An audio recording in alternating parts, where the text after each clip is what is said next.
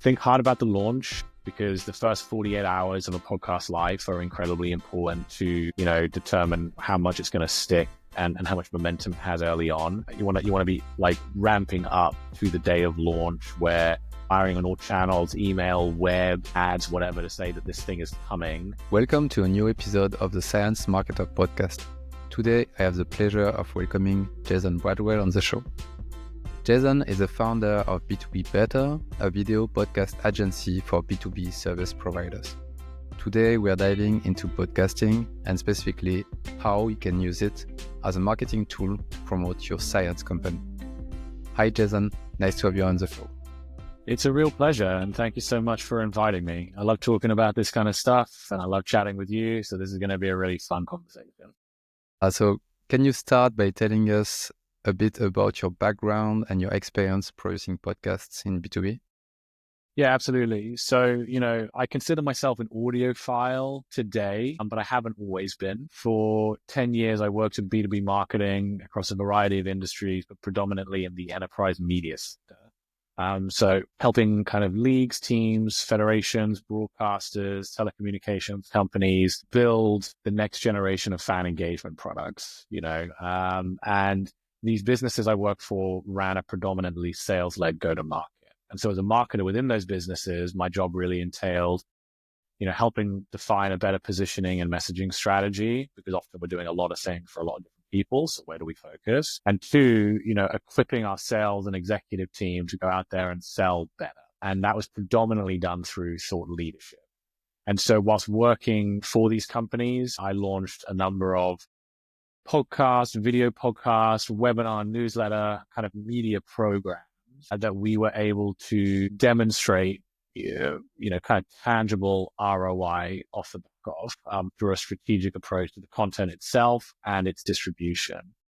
One example, we would interview members of our ICP on our podcast, and then use that as an opportunity to build a relationship with those target customers, but then also be really strategic in terms of packaging that content and distributing it on a kind of one-to-one, one-to-few ABM strategy to all the other members of our target audience. And after doing that for 5 years, I decided to set up my own shop.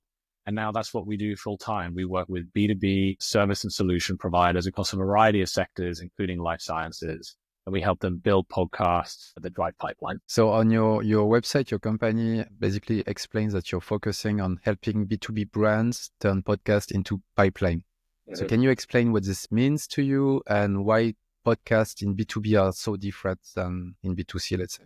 Yeah, absolutely. I mean, it's become a little bit cliche in marketing circles to say, hey, what we should do? Launch a podcast. It's almost as cliche as like, join a new role as a VP of marketing, I'm going to rebrand the website. And what we see happening a lot is B2B brands will launch a podcast or a video show or something like that. And they'll do it for a couple of episodes, see the download numbers are fairly small and give up. And ultimately, it's a failed vanity project. And our belief of B2B Better is not that this happens because the medium itself is flawed, but rather the kind of strategic approach that the brand is applying to the medium doesn't cut the mustard, right? It's not given enough deep thought around both the content itself and its distribution.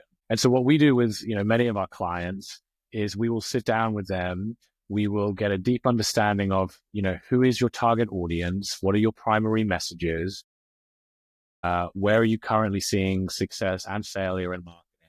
What is it we're trying to achieve as an overarching marketing objective?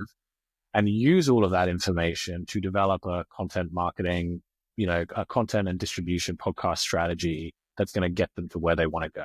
And sometimes that can manifest itself in literally pulling up the funnel, the customer journey for that brand and walking through how at each stage of the funnel, in creating this one piece of podcast content, we can, engineer, extract moments from that content that can sit at every stage across the funnel, right? In turn, playing a more significant role in driving pipeline. Because when people think about podcasts, they think it's like all brand awareness, it's all top of funnel. We'll get loads of downloads, loads of people who will know who we are, and then they'll go to our website and kind of fall into one of our regular, funnels, whatever it is. Actually, we believe that from this one asset, you can create something that sits across the entire customer journey, but you have to be strategic in terms of how you approach it, because, it influences how do you brand the podcast at large? What kind of guests are you interviewing? What questions are you asking them? What does the production look like in terms of the format and the segments that you're deploying? How do we distribute this content, not just across social media, but also across email, websites, sales teams, at events, through partnerships, et cetera, et cetera, et cetera. And so that's what we're talking about when we're talking about podcast driving pipeline. It's taking that strategic view. How are B2B podcasts different to B2C? I think B2B podcasts tend to skew more towards the educational side of things rather than the entertainment side of things. That being said, there's huge opportunity for brands out there, particularly brands that are in, dare I say, boring industries or misunderstood industries, to, break from the status quo of what is considered boring B2B marketing and take on more of a kind of edutainment kind of role. But yeah, that's a little bit about how we think about that. And a quick additional question on this. When you work with a client on a new podcast, if I understand, you also create a totally new branding, not necessarily with their own brand in front, so you can kind of put it in the background.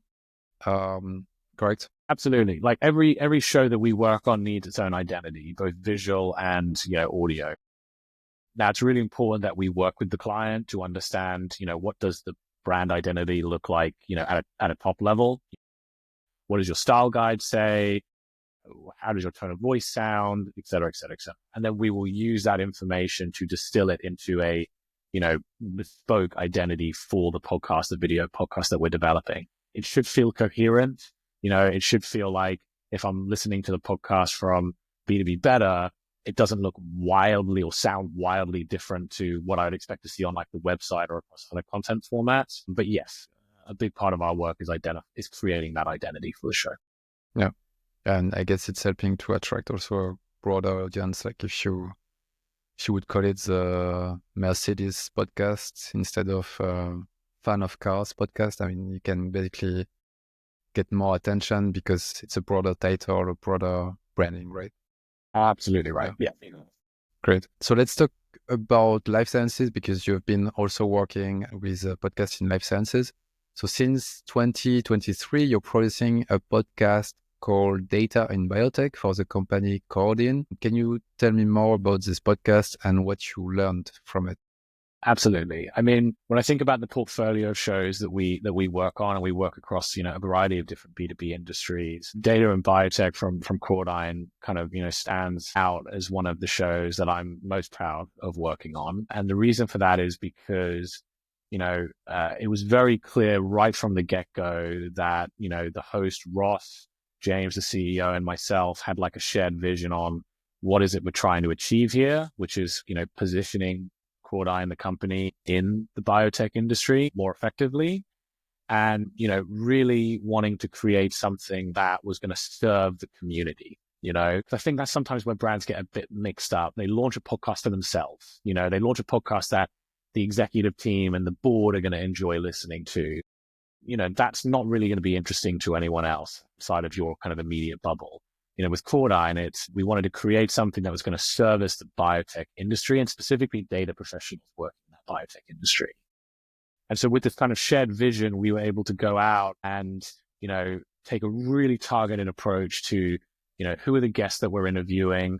What are the kind of strategic and technical questions that we're asking them? And, being really thoughtful in terms of how we get that content in front of the community that beforehand, we had, some foothold in, but, still there was a journey to take. And, now I'm really pleased that, the show performs incredibly well. It's found a really kind of defined, audience that tune in, week in, week out. We've had moments where, we've seen the podcast being shared in online communities, completely independent of us, like promoting it in those communities.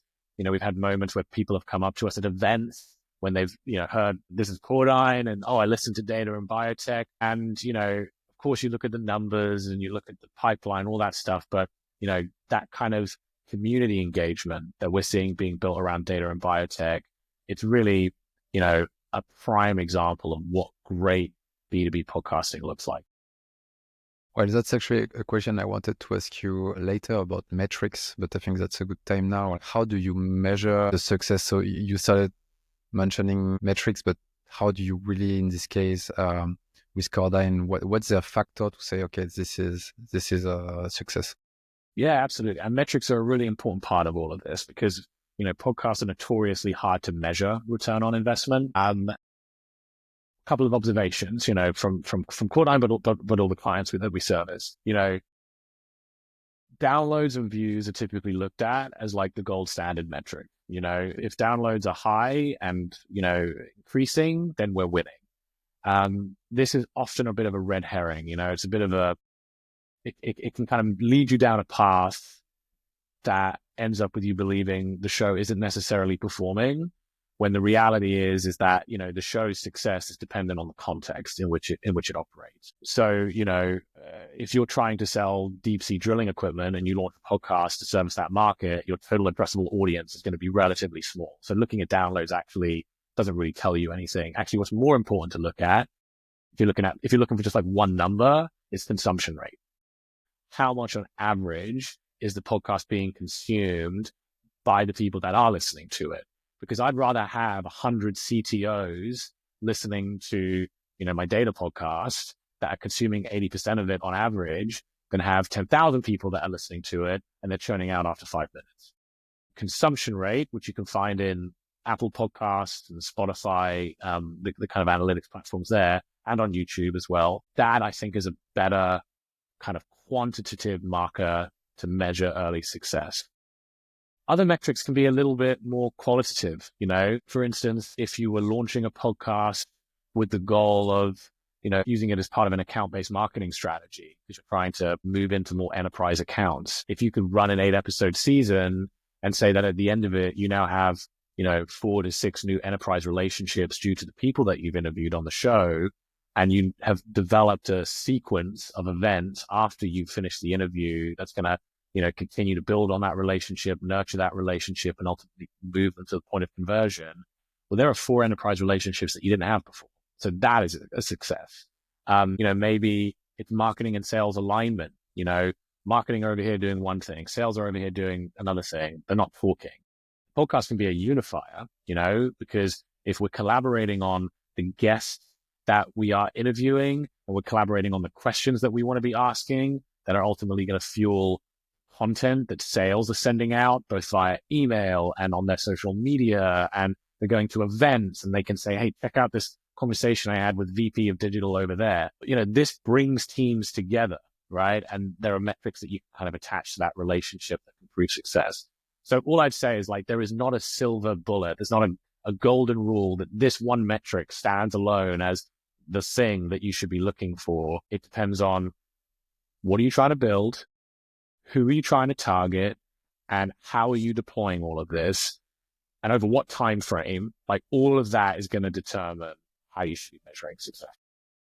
I never thought about it this way, especially with actually finding clients through the podcast. I think that's very smart for B2B companies. So yeah, that's a really good insight. If we look more at the context of podcast in a scientific audience like life sciences, so what are the key strategies to keep in mind for someone who is creating a podcast in this type of environment where science and maybe the technology is very important? Yeah, there's a couple of things that come to mind. Having spent obviously time trying to create content for the scientific community with, myself personally not being part of the scientific community, I guess the things that I've learned are, one, the scientific community can see through BS pretty quickly, right? And, coming from a sales and marketing background and operating in the sales tech, martech spaces, there's a lot of, there's a lot of fluff and not a whole lot of substance in a lot of the content that I'm seeing in B2B marketing and sales circles. But you can kind of get away with it because everyone's slapping each other on the back and, this is great and go you. And, we're all happy and excited all the time. In the scientific community, if you put out a podcast, which is a thinly veiled sales pitch, people are going to see through that immediately and they're going to never tune back in, right? So you have to be very deliberate around like, what is the message you're trying to tell and how do you articulate that in a way that's servicing the community? You only get one shot and then there's enough content out there for people to be consuming. They will give you a shot, but if you let them down, they ain't coming back. And why I bring this up is because, I'm sure marketers are listening. I mean, I know marketers are listening to this podcast and, maybe going back to their executive teams or their sales teams and saying, hey, maybe this is something we should think about. And what you may be facing is, then the executive team, sales team come back to you and saying, oh yeah, like, we can like, really push our products and our services on the podcast. People are going to love it. They just, like lead with value first. I found that the kind of deeper you can go on your audience, right? Like the deeper you can go kind of technically and find guests that can talk to the technical nature of their work, but frame that in a strategic context. I found those episodes tend to perform, very well. And finally, the community is so strong. The scientific community is so strong. If you are using guests, if you're creating a show where you're interviewing guests, equipping those guests with the tools to promote the podcast on your behalf into their community or their sliver of the community is incredibly important. And again, this is across all the shows we work on, but where we see that step change growth is where we find a great guest that's got a great story, that's influential in the community, and it's incredibly easy for them to then go out once the episode is live and say, here are some clips and here's some copy and here's a blog post that they've written. It's really easy for me. I don't have to create anything. I can just go. So yeah, a couple of observations on successes in communities. Yep. I've seen several examples of podcasts produced by pharma companies most of the time who are focusing on patient advocacy. So you have a few examples. You have argenx, for example, doing one called Untold Stories, which is focusing on autoimmune diseases. You have the Japanese pharma company Eisai, which has actually a lot of podcasts in different areas. And the last one is on Alzheimer's disease. So it's a bit different from what you're doing as this kind of positioning. So what do you think of this strategy of using a podcast to help patients understand their condition better? Yeah, so I'll be honest, I hadn't heard of those podcasts before you shared them with me before this call. And as you say, it's a bit different to what we do at B2B Better in that, we work with B2B firms, who are trying to attract a B2B audience. I guess my takeaway from it, was what these pharma companies are doing is they're investing in servicing the again, using that word, like the community, they're creating resources and materials that help people understand their conditions better and feel part of something bigger. My grandmother had Alzheimer's towards the end of her life, and obviously it's a stage, like it was a stage, there were stages to it, right? There was the early stages where things weren't quite right. She still understood what was happening, but she was still generally, coherent. And then towards the end, was not.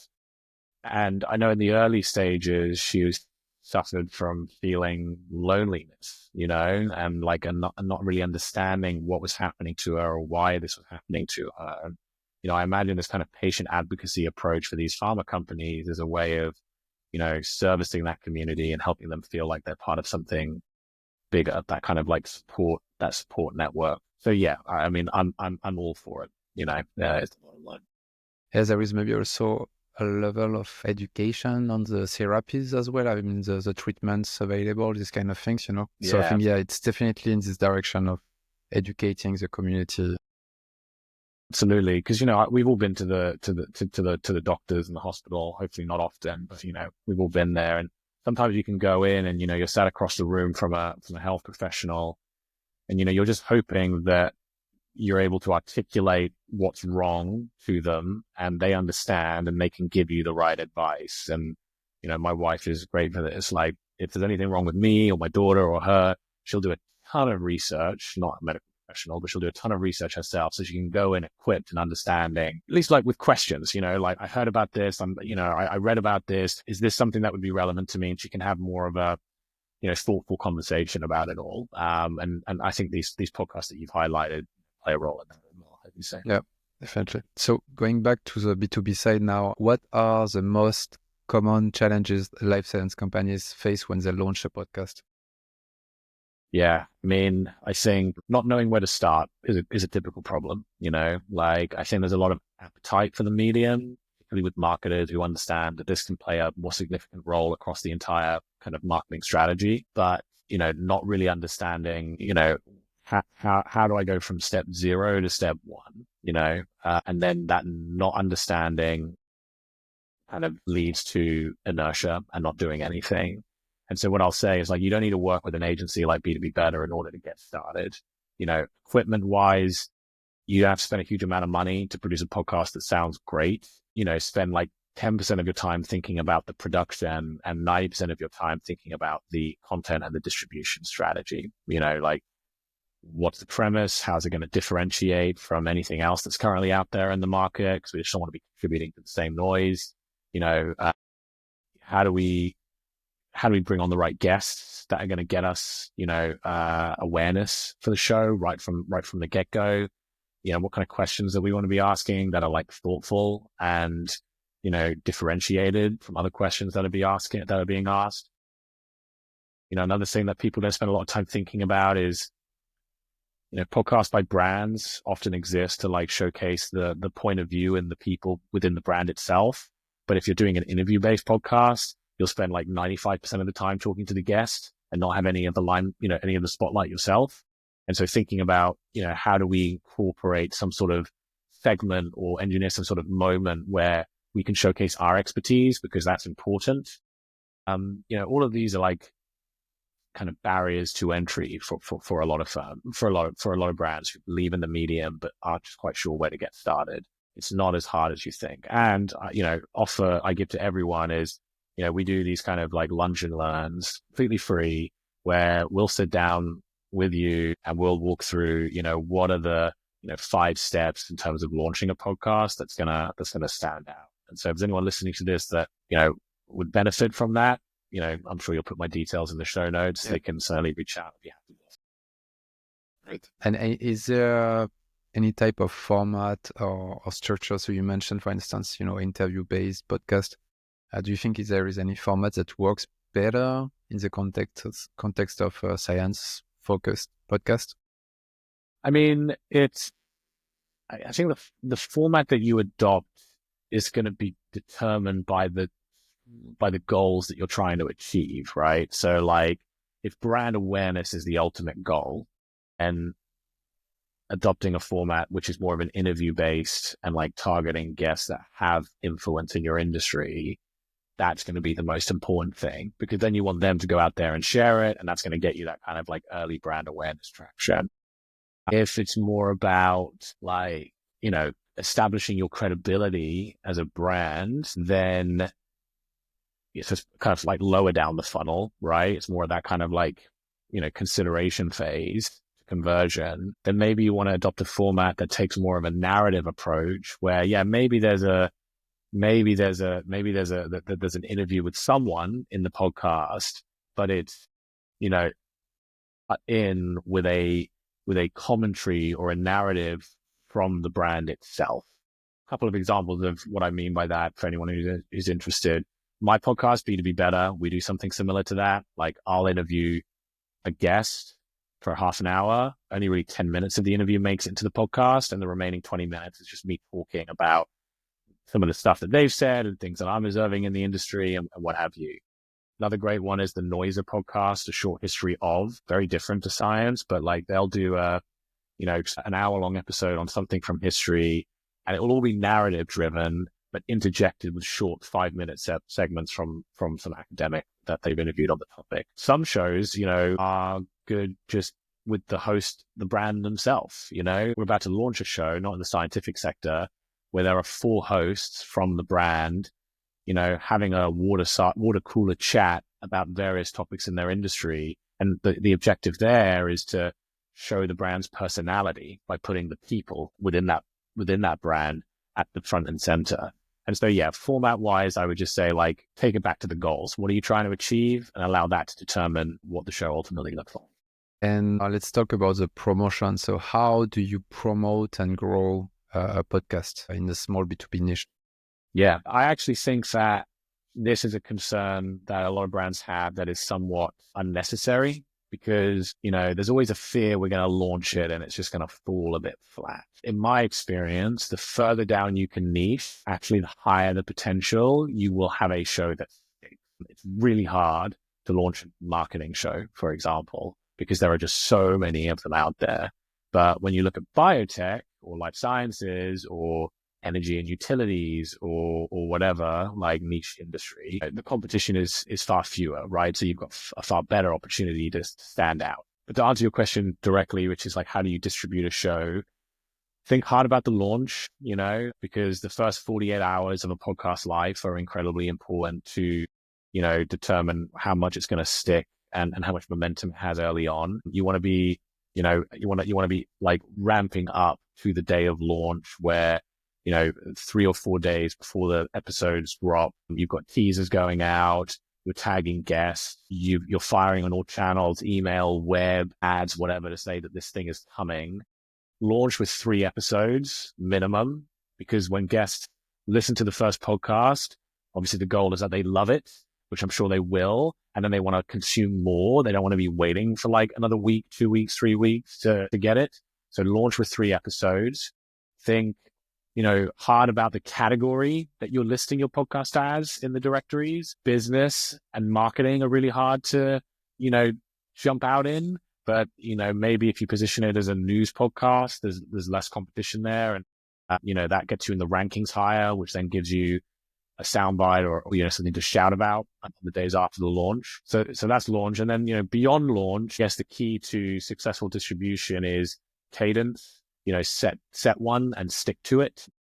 Audiences will expect you to do what you say you're going to do. And so publishing an episode every week and then not doing it for a month and then coming back for a couple of weeks, it just is disjointed and horrible and it's going to lose your audience. I would say that sales teams are often undertapped in B2B in distributing podcasts. So, bringing sales in early on in the process and making sure they understand what you're trying to achieve and how you're going to go about doing it and making them feel part of the journey so that they can be forwarding, sharing, throwing this content out at their networks is an undertapped channel. Ads is another thing we spend a lot of time talking with our clients about, and specifically thought leadership ads, particularly on LinkedIn. You don't need to spend a huge amount of money in order to get traction. But if you are going to spend money on LinkedIn when it comes to podcasts, promote the posts of the people that are sharing the content, right? So like if you have a host that's posting the content on their LinkedIn channel, throw the money behind that, not against, if you have to make a choice, not against the post that the brand is putting out. But yeah, I can keep kind of like reeling off tactics in terms of distribution and launch. But again, I'll tie it back to, it all depends on the goal that you're trying to achieve, right? And who you're trying to reach and what stage of the funnel or what stages of the funnel you're trying to service. Like that's going to determine where you put your distribution dollars. So I have 2 quick follow-up questions on what you said. So the launch period, as you said, like you have to go big basically when you launch. Like what type of downloads, like number of downloads you should expect, like realistically? Because I know it's very hard. So what's your expectation? Yeah, I mean, like it comes back to my point around like downloads being a bit of a red herring, but I understand it because when, a marketer's reporting into an executive wants to see a dashboard with numbers and like that number is green and the graph is like going up and to the right and like, yeah, hey, okay. So I wouldn't say there's like there's not like a benchmark. Like if you get above this number, things are great. And if you get below this number, things are terrible, because it would be determined by, what size of audience do you currently already have, like that you can be servicing this content to, who is the target audience and like how many of them are there out there. But there are some numbers from Buzzsprout that can be used as a bit of a guide. I think at the last time I checked, anything more than 120 downloads in the first 7 days puts you in the top 50% of podcasts globally. Anything more than 240, and the numbers, they move around a bit, but it's around these kind of like lines, puts you in the top 25%, and anything above 480 puts you in the top 10%. So, use that, if you will, as a guide, like when you're reporting after the first couple of days to a week of your podcast launch, when to say to the exec team or the other stakeholders, hey, we're in the top 50, 25, 10%. But couple that with other metrics of note, like consumption rate. Like I'd say if your consumption rate is 85%, but you only get like 100 downloads, I'd be saying to my executives, we should be really happy with this, because like this is we've got resonance, we've got stickiness, like people care about this. I could fix reach. Give me ad budget. I'll get you as much reach as you possibly want. Ask me to fix resonance. Like people are churning out after 20%. I might have to go back to the drawing board. So, like just keep it contextual and keep it tied to the overarching objectives that you're trying to achieve. Yeah, this was actually my second question about paid acquisition. And I think you answered it basically like, this is a way to solve your reach issues. If you don't have enough reach, you can always put more money and get the downloads. But you answered it really well. I think you have to think about stickiness as well. So yeah. Yeah. And to be honest, like, in order to solve reach, ads is the easiest way. Because, the more money you put in, the more people that are going to see it. But for those brands that don't have budget, for ads, the other things I'd be thinking about in the context of reach are, the guests, making sure they know when it's going out and they have assets available to them that they're going to be able to promote it. And you're really on them, like share. Like this is really important. Most of them are always willing to do that. Your colleagues within the business, making sure that they're all aware that this thing is happening and that they commit to sharing it across their channels. If you have brand partnerships with events or trade media, like if you spend, I remember, the company I used to work at, we used to spend like 10 grand or something for some sort of like email banner, and we never changed it. It was just like, we kept signing the check and they kept publishing the banner. Think about maybe picking up the phone to your trade partner and saying like, hey, we're launching this podcast and we'd really like to align the launch with the next email blast that you're going to put out. Here's the link, here's the QR code, whatever. So, launch is incredibly important. And on the day of launch, you want to be just focusing all the marketing channels that you have at your disposal on that launch. Paid is great if you've got it, but if you don't, there are other ways. Great. Are there any emerging trends in podcasting that you think are important for companies to know? Yeah, there's a couple. I mean, YouTube is becoming incredibly important. It's the second largest search engine in the world, obviously, and they're really going hard on the podcasting front. I believe actually it may have overtaken Apple and Spotify as the number one podcasting platform of choice. So, if you're distributing a podcast, YouTube absolutely needs to be one of the channels. Ideally, it's video. We're seeing this trend in podcasting where, more and more brands are, when talking about launching a podcast, really what they have in their mind is a video show, because the video that they capture from it can be just sweated harder than an audio only program. You can make YouTube shorts. You can publish the full length interview on your website. Yeah. You can turn it into ads. Like you can do a lot more with it. So if you are launching a podcast, video first for sure.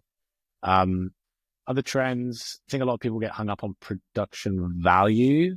And absolutely, like there is something to be said about really high quality, like polished material, like video material. And there's a place for that.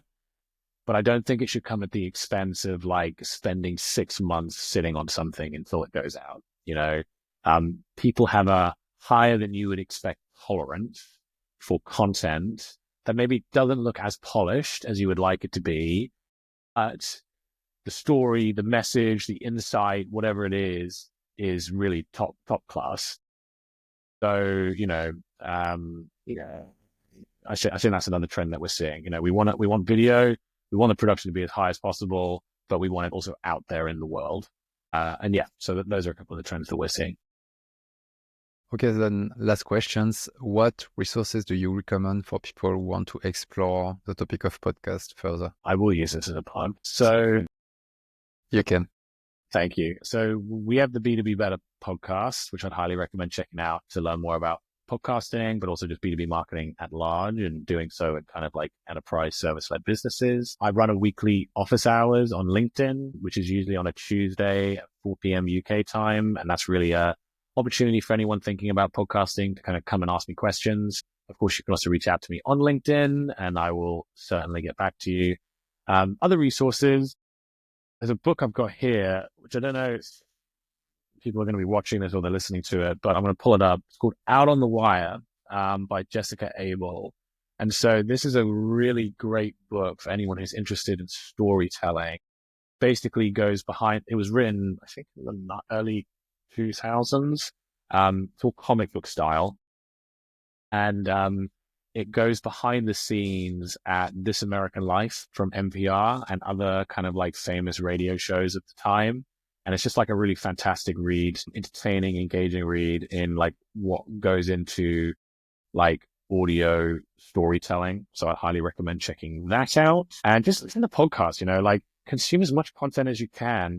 I'd never advocate for people to develop an even unhealthier relationship with social media, but like I've created accounts. I've gotten rid of all my personal accounts on social media other than LinkedIn. And I've got now just accounts, which are just, shows that I follow that I'm just, I want to see what they're doing. I want to get ideas. I want to feel that creativity. The more you listen to, the more you read, the more you watch, the more ideas you're going to have. And like those ideas, I don't believe there's original ideas anymore. There's only like, evolutions of existing ideas that are transferred from one place to another. Right. And so, what can you listen to in life sciences that's going to influence your podcast in, a supply chain or vice versa? How does a host on a podcast that's talking about fashion engage their audience that we can adopt in our podcast about, the pharmaceutical industry? So the more you can consume, the better you will be able to output, my belief. Thanks for the recommendations.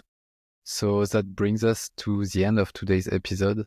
Thanks a lot, Jason, for joining us today and sharing your insights. I appreciate it. Thank you so much for having me on. If you enjoyed this episode, don't forget to subscribe wherever you listen to podcasts so you don't miss any updates. And for even more content on science marketing and communication, be sure to sign up for my newsletter at thesciencemarketer.com. Thanks for listening and see you next time.